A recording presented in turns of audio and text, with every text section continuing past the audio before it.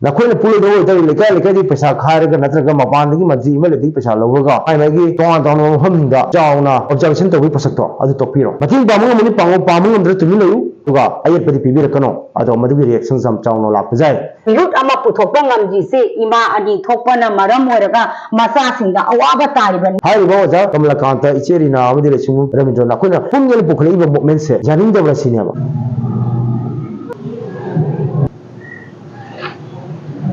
फ्रबा को इराई निमित December की date 1 2023 आमिया की लखीपुर डिवीजन की ऑफिस था all Assam Manipur youth association women action committee for village protection देगी निखिल बिस्नु महासभा की स्टेडियम की जनरल सेक्रेटरी अकोई पुल्लगा जॉन स्टेटमेंट खरा ngasi pithoke tawne lo ahan mudaina hajin se haukiba 2011 da 11 dagi hauraga assam da akhona tonga grouping chemaga 12 December observe tawriba maira paibi gi group ima sing da akhona matamdu da akhona request tawjakiba amyana appeal tawjakiba leiri ma sing historical oiba event se punna nakoi punna observe tawda kari kaibage ima sing jam paja habi kai de bungo kai de ada hanakti thengre hanagi matam se to mathang dagi tawge ha fare fare dudi akhona request tagi mathang dagi punbiro moi pulane ha chi अदुई मतंग दाइ कोइ सुम चाहि खुदिंग पुनबिउ हार सुम लाई मखोय अमदा पुनदे अखोयना हारिबो possessing दो मखोय सुम तारि ताइ अमदा थवा साबिदे अदा अखोय सु ऑर्गेनाइजेशन नि मेरा सु ऑर्गेनाइजेशन नि अखोयना इता एज ए ऑर्गेनाइजेशन अमा ओइना अखोय तोंगान बा एम सरो सि लेरि मखोय तोंगान लेरि हेता फोर्स तो उसी जादे अखोय दुदि सम मोरल कनोम दा हाइबते मोरल ग्राउंड खरदा लेबाक सिगी जाय फनबगी अदे लेबाक सिगी अखोय पुनसिनबगी वखलोन हाइयोनेबको अदो इमाजिन याबिदे इमाजिन दे अखोयना कई तबो कई तबो दे अखोयदि मोखु माचा मसु मतनी अखोय अवाना मतमदा मखोयना कमिगदबने अदुना अखोय कंते गमदे अदु चाहि गुदि अपील तक लाई अदु हनकि मतंग सिदा मिया बुनमा हंगने नोना अमियाना 2011 दगी मेरा सम पुनसिलनगनि हायना सुम लाव ले अदुना बिदि कई दौरिगे नो ngasi बोर कई तौदि कई नो अदुदा आइना याम फजना हाइकि मियाम हिंदा मदु अखोयगे रेस्पोंसिबिलिटी नत्ती लेबाक की रेस्पोंसिबिलिटी यस लेबाक न पीबा याथंगदो अखोय लेखा तहांजरो लेबाक न पीबा कनो दो वखलो दो अखोय थमजगे अदुना ngasi सु लेबाक न अखोयदा प्रेशर पिरे अदुदि इमाइ नो सिदो अकनबा प्रेशर हदि थमो कइनो दा हनति याम रुवा सिचुएशन लाएबा नाइगी अमा गाना गस हनति अखोयगी लेबाक से असिसिदा टेमसिंग रप यामे लेबाक थवाइना मफिम लेरे अखोय हुजि याम रुवा सिचुएशन अम लेरे ngasi मनबि कन्फ्लिक्ट चंग दम सिदा अदुना अखोयगी यूनिटी से हनति तदा उलन जगद इमाजिन जो मबुसिदा अमोना तवंग मरोयबको अदुना हनति सिदा पुंबिरो सिनेबको अदुना हनक सो अरु बिना अपील थमजरी अदुगा हनक पुलु दबो एरगदि इमाजिन रिक्वेस्ट दंगा थमजरी मदुदि नखोयना पुलु दबो तरि लेका लेकादि पैसा खारग नत्रग मपान दगी मंत्री इमलदि पैसा लौगा अखोयना माइ माइगी तोंगान तोंगान मफमदा अखोयगी चावना ऑब्जर्वेशन तौबी पसक्तो अदु तोपिरो कइगना द मदुना मरम ओरगा अखोयदा अखोय मरगदा आर्टिफिशियल डिविजन्स हेंगले अमा म नुसिना द हेंगले जुम नुसिना लैबा कल लेकाय म्याम 12 दिसम हेक लाखो द सक इते तखने अदा मसिन मरम ओरगे अखोयदा यामना सोरपा अखोय मसिंगी अपुनबगी लिंजेल सांगफम द जारक पोरम लाय अदुना इमाजिन मदु खंगिरगा हादगी मतंग से नखोय पुले दो ओइतारगदि अदुगी पसक्तो तौबिरनो तोंगा तोंगा तौबदा जाम थथिन अखोय इकायजै अदु हंदक्ति इकायजै तनति मियामने अदुगी वारौनरे मफोफमदा अखोगी लेरिबा सिनो खयानसु हाइ पसक्से थिंगै खोलै वाकन बाहायरि गायना ताइ अदु पसक्तो अइना इसिनाव सिंसु हाइजनिंगना अकन मदि सिनबिगनो इमाइनो सिंसे अखोगी इमा ngатani अदो अपील तौसी हनकसु अपील तौसी इमाइनो सिंसे अदुगा हारिबा कनदुदा यावगदबा माइ माइगी मेराइ यूनिट सिंग यारगदि लाकपिगनो इमाइनो सबदुसु रिक्वेस्ट नै केता फोर्स तौबनते युंदों गुदि मेरा अमम थांबिरगा 12 डिसेंबर दो ऑब्जेक्ट तौबिसिने ना हाइने जिनिसे तोंगा तोंगा तौबि महूता मीडिया तोंगा तोंगा अखोगी मानदबि पोट तो उपदो अखोइसे अदुगमदि अखोगी वखलोन अदुगी अखोगी कनो से हमने थगरे अदुना हनकी मतंग से हनमोना अपील तौजरी हारि पसक्से कनो तौबिगनो अदुगा करिगुंबा अखोगी अपील से ngasi चै 2011 दि लाइने असिबोदा इम्बिरक्ट बाइसे मसिबु कुपना जंगसिनबिबा इमाइनन सिंग मरक्तसु इमाइनन जाम थोरे अदुना हारिबो इमाइनन सिंग करिगुंबा अदुगी अपील ताबि दबदगी रिएक्ट तौको तारगदि को मदुदि अखोइना कयमता हाइबो ngamjade अदुना चा अखोइदि कयमता नते इमाइनन सिंग नवुं नखों पाइना हाइजरी अदुगमगी नखोइगी मचोय मचोय तावि थबक तो मदु तौबिरनो अमगना अदो हौजिक अखोइ पुनसिनबि मतमनि अदुना मरम ओइरगा अखोइ ngasi मया हक्तनतना अखोइ लेरिबा मनिपुरी अखोइगी खुनाइसिदा मैतै पांगल विष्णुप्रिया मैतै यानेरी मसिसु पुनसिनबा अखोना मनिपुरी कोऑर्डिनेशन मूवमेंट अमा सागले मसि ऑर्गेनाइजेशन नते मसि मूवमेंट इहौने हारिबि इहौसे आई सामना हौदोकसबनि आइगी मिंग कुंदल खेट्रिमेम अम्यागी चीफ एडवाइजर नि आई सामना हौदोकसबनि हारिबि कनातन तौबिदमने आइना चोंथे हौजि अदुगा करिगो विष्णुप्रिया मैतै अमदि मैतै पांगल की अपन मदल आकांदा मदल सेंब कमिटी दा अदुगी दे प्रेसिडेंट सेक्रेटरी केंत ओजरोय मयाम सुम ओइबिउ आइगी सिदि नखोई मयाम अमा अमुक्तंग हारिबा अपुनि वखल पोकन गायना फिल्ड चोंथोकचरपने इसाना चोंथोकचरपा हाइताय हाइदि नखोइना हारिगा मयाम हारिबि सेल्फ स्टाइल गाइदो सेल्फ स्टाइल से आई लेगा की दमने चोंथोकपनि हारिबा केनोसी केनोसी कोनेशन मोमेंट से अखोई हजिगी हारिबा मदि पांगल लेक बिष्णुप्रिया ने केनो पुनम मखोइगी युमदो गुदिंग चत्तना अदि बिष्णुप्रिया युमदो गुदिंग चत्तना मखोइगी अवाना क्या मतिंग पांगदा हनकी इसिंग चौबगा दसु ngasi atoba sinau mayam mete sinau mayam mete sinau yeli adu biष्णुप्रिया khongdam te sangbiram de akhoi sangui hairiba hamda awana adu ta natana matam matam conflict thorokma tanda akhoi sangaga ni tainabi aduna makhoi ne masak khangbi aduna aina ai sana khanjare aina sangdragadi hairiba biष्णुप्रिया sinau singche akhoi mete gi ponsi ya roi haibi podu da aina sangaga nataw adugi mahiena ngasi moment sida akhoi gi yamba masu jausale yama jisnu sina ma mete phasa khangi ada mana su haire yare अखोनी हौगल मसी इरांग अकनसे अदो मबुंग बारा कादा मखोई committee सेबिर मसी दुग president मै होगा secretary नखोई लोई तौजाव अदो अहान बेगी अखोनी सोंथोक जातै चोंते अदुना अदुगी unity दो सागलकपगी मतम खय you're खरनि ममांगदा Meitei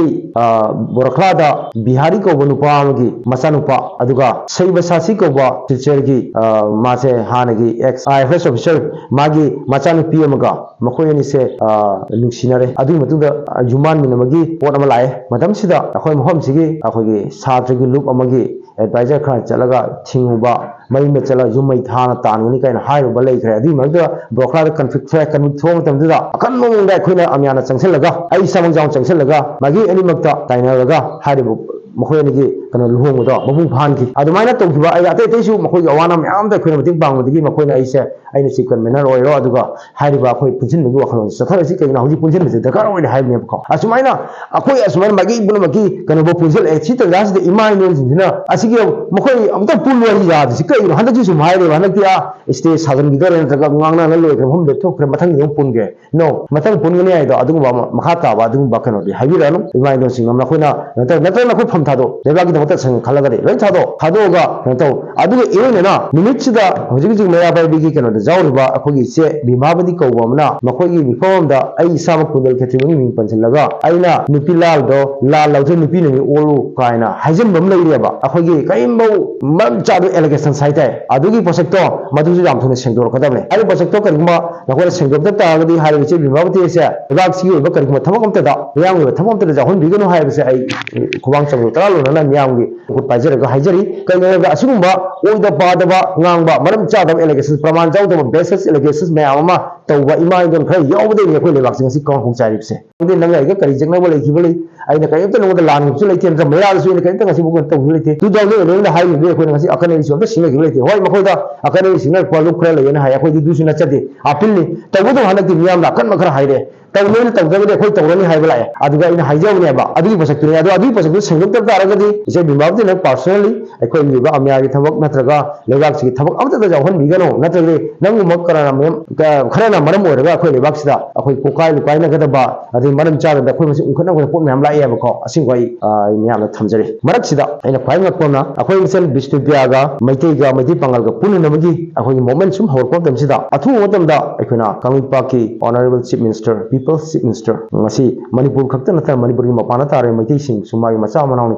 khanbi ba adum chief minister sina akhoi gi ngasai moment sida thoi jawbirak padagi ekhoi adum ba unity convention ma ekhoi athu motam sigin singe na ekhoi khanjari charana kangta ong chi tawsira kan khalubani ada cherik sida ekhoi gi nungsijaraba awajai mo ko nakanta ikholai ko makanta amsugi advisor adegi kaimta thabagam tan tawdana leiriba ममिंग खक्ता ओइना लेरबा Manipur दिव्यांग council की chairman अखोई इचे बेमा रीना देवी आदेगी अखोई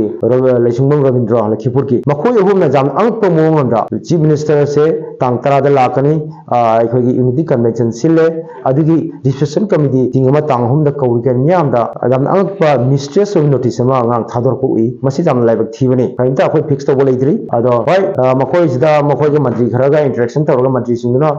ganta ado mantri singna makoi da notice thu khol haina kainta hairam leite na hairi asi makoina tawgena tawbani ado tasena khona punna ne tawri se ngasi maitei ne maitei pangal misne si asi sida asingba akai to jangal se ai hangjaninge ba hairi ba ja Kamalakanta icherina amadi lesung Ramindra na khona pungal bukhli ba movement se yaning da sine ba yaning ngadi karige ne mukta khona kan tawje sumana marakta apan me tholi ne sine ba akhona so asigi organize tawse khona ni aduga kai nimita Bishnuppriya khonda la agar kana sinda la aga hairi ba ja imo Kamalakanta lesung Ramindra amdi kana singna asing posak sing jim ta modi waja Kamalakanta di anti Bishnuppriya ma activist ni mari very clear ni adu mahak su lakpio laga khu pun bhamla si wafang ko haidana sona khon tawis da mana ke sengsak bai se masi makhon tawhaning ni report amalai ada si tawbi garo ai ko ju punsin ni matam ni ai asi haijaraga miyam da amya gi chibre bazara mo ina plus hoji chali ba manipuri unity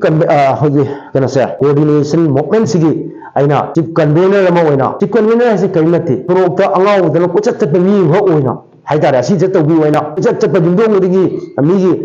hairba si dam thau le dam mo da hairba si je akhoi punbi ko haidana ko chat chat mi ko oina ngal khetrem na miyam ni kong na punjari hairba khone puklai ba apun ni khongjam natra miyam gi phanan changchal le khongjang sida ayet pam ta pibi gano king ba mo mani pango pamu ndra tumi layu aduga ayet padi pibi rakano ado madugi reaction sam chawno la pajai ado asi haijaraga ai miyam dai kong na khonjai wafam amana hoji phong chana leibak sida akhoi Assam da leiriba maira paibi ani thokpagi thogdoksi mamang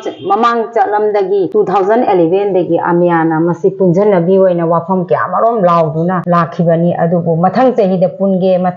de punge haidana maira paibi ani mangna wafam ji thamaga lai adugi mathakta leibak sida ani thokpi gi chanabi hainabi ima ani na ani thokpa se macha khoina su numitu da maitei tengol na kowa meeting du da ai isamak yaugi matamda punjanbiu akhoi gi invitation tawrei aduda haijaba matamda punjan bagi matamche akhoida yamna leitre aduna mathang seida haige na haire adoidigi punjana base leitre adugi matungdagi moise napak tana koi phiba mong phakta leire mani se punjana hoi jada ba akhoida yam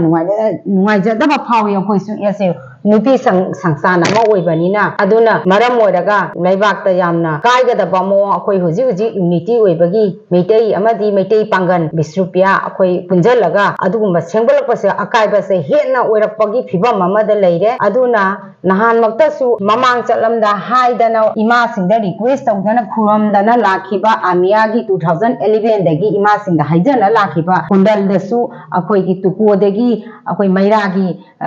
vibhabatina hariba kano se ma kundalna kano rangi khaligi room mama khakta thonglon jalaga lan lothu lan hayo lan tapajaro ena haiba waphamana media da pongdo ki wapam asidi yam thina lan ba wapam ni ma chapchaba madugi proof akoda piba pami women action committee da sengna haraga di proof laitaba pota karigi mari makhong sengda wari mayam ama sandoga tungi hawakadaba akoi adugumba meitei khunagi adugumba jumbi oigadaba mioi ama khakta ima singa samamna na uhanbase masil tawbiganu akoi na sum matamna amada hajagare hagi base moi sengdokpira waina sengdokbise matam nimi humni thagi mani madubu huji bhau kainta laite adubu amana hai wafangna matamda kelo president na Indo sa uruna na hai masa phangaga wafangna phanghan geina madu wafamdo di ima ese leader ese mama ama oina madu di ima na leader ni ima na president oribani nangna punamak taita pugadamni karigumba hariba ibabati sena sengdok piraktaba taraga di akoi president na madu gi chap chaba hawdang do lawraga leibak miyam da khunai da masi sui gi balang ba kya ni hairaga madu sengdok piro khoi nungai ja de sengna haraga di aran Amagadi aran mathak odu thabak adugi damakta chap puthongna raga khoi chap chaba thabak chathana chi landabada aran ba ma hajala pachidi yam thina aidi tungi haurai ba khoi gi aduma lebaki oiba sangba leiba adugumba nioi am khakta adumaina hairak pase akhoi yam pende akhoi gi appeal haibabu ima ani punjan biu haiba wafam kholawa sini laudana lauriba leiriba aduga marunda lepiba advisory nesu madugi myamda advisor mayamna su masu punjan narbagi pose tawbiu karigumba tawdaba taraga di madu akhoi leiriba leibak ima singda akhoi akanba macha singna kano tawba ngamba sunati adubu leibak miyamna nokoi kedawri haibagi wahangse hangai ese nupi sangadan ama oina nokoi gisu wafang khara haidi punjanabagi wari se hayo haibada akhoi je thokdaba jadaba tanja amakhak oirakpagi ima singda hanjanna akhoi request tawjabani ampal da su akhoi tawi coordination committee ima maira paibi sijin su tawi masi jasanaba amata leite masina takpadi akhoi se pirut ama puthokpa ngamji se ima ani thokpana maram oiraga masa singda awaba taribani haina ai women action committee for village protection ki president ama oina lawjei ayam request tawjai adu hariba se atuba matamda Nibabati kauraga Nibabati sis kauraga ima Nibabati se kauraga sengdok pirake haibra natraga imana sengdok pirake haibra wafam amadi mase sengdok piro haibau apel se tauri aduga loina na sumaina mukna dana leba irang macoi tagadaba fibam da leibasi akoina ure leba miyam dagi pautang mayam am sulae praja singna kadi tauri haibagi poto ima singna handakti puloi dabagi mami ma urakpase puloi daba oitaragadi mase punamak lebak miyam singda request tauri ima singda su request tauri tokthok piraga mathangi sahida pullaga apunbagi oiba akoi adugumba nupilange nungsing numise pangthokpana phai handakidi ima singda amuka hanaga request tauri yum da thongan da akoi leigidraba adumba nupilanda ima sing leigidaba singdogi damakta akoi adumba candle lighting tauraga akoi adumaina tokthokpana phabra ina khalaga adu oina candle lighting se tawbiraga masiga lepna si haiba wafam ase women action committee dagi ima ani makta su lebak miyam da su wafam asi thamjari